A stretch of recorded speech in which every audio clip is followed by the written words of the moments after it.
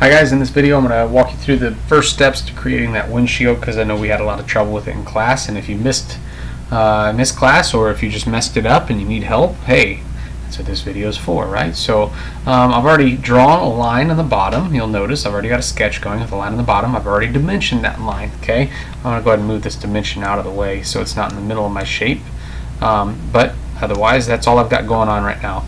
The top of the windshield, so really what I'm talking about, I need to scroll up a little bit, I kind of went beyond it in some other videos. The top of the windshield is right here, right? This consists of 3 arcs that are put together. So we got a long arc from here to here, these between the yellow dots, got another arc from here to here, and then we got one in the middle that connects them. And it's not so important that you get the placement of those yellow dots correct. Okay, what's important is that we get that radius correct, the first step, and then we'll use the dimensioning tool afterward to go ahead and place it in the correct location, if that makes sense. So the radius of this one on the side is a radius of 6 inches. This one has a radius of 6 inches as well, I can see right here. And then this little one that connects in between has a radius of 0.4, as I can see right here. Okay, it's easiest to start with these 2 on the sides and then draw the one in the middle, this one, last. So that's what we're going to do here. Got this line here, I'm going to draw an arc.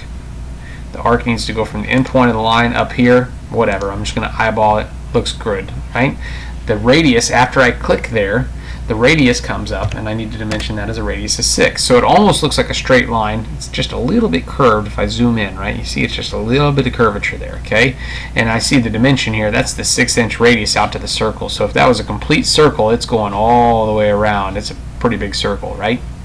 Let's go draw a second arc here. This one is going to go from here over to here, and I'm going to click somewhere in this neighborhood. Looks good to me.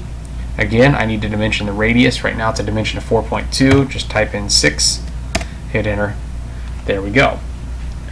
Now I need to do the last one. That's the connector between these 2 arcs. So I'm going to click here, end point of this arc, end point of this arc, bring it out, and this one has a radius of 0.4. So I type in 0.4 and I hit enter. Okay. Looks like I got pretty close on my ballpark. It's like I've done this 50 times in the last 2 days, right? So that's all fine and dandy for now, but now we need to go through and make sure those yellow dots are in the correct locations. So for that, I'm going to hit right click and OK. For that, I'm going to use the dimensioning tool. What I'm going to do is I'm going to dimension how tall is this first dot. Okay, and if you look at the assignment, it's 0.64. Okay, 0.64 comes from the assignment.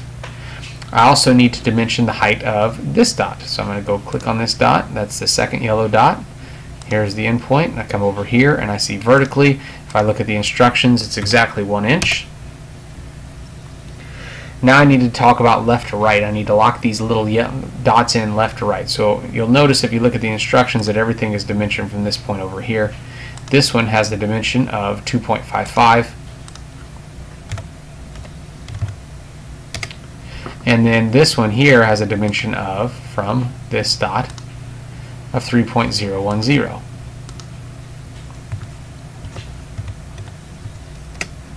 Now you would think that, so there's the windshield shape, and you'd think that all is fine and dandy and I'm ready to go on, but the problem they tell you is this.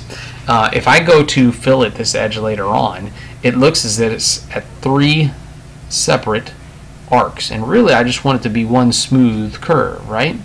So what I need to do is I need to first go through, well, right click and OK, so I'll get out of the dimensioning tool, right? I need to go through and I need to delete the 2.55 and the 1, okay? I'm not going to try to explain the reasons.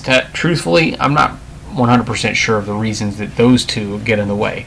But what I do know is if I want to turn these into one feature, what I can use is the geometric tangent constraint, right? I can make tangents. So that means that basically my lines are going to have the same slopes at their ends. So I click there on tangent. I'm going to make this arc tangent to this one. And then I'm going to make this one tangent to this one. And what that just did is it made one continuous arc in the shape, in the eyes of Inventor. Okay? When I click Finish Sketch now, I'm going to be able to go through, I'm going to be able to extrude, and I'm going to be able to easily fillet the edges. If you don't delete those 2 constraints, and if you don't if you don't go through and delete those 2 dimensions, the 2.55 and the 1, and if you don't go through and add the geometric constraint, you're not going to be able to go through the fillet in later steps. So hopefully that helps you.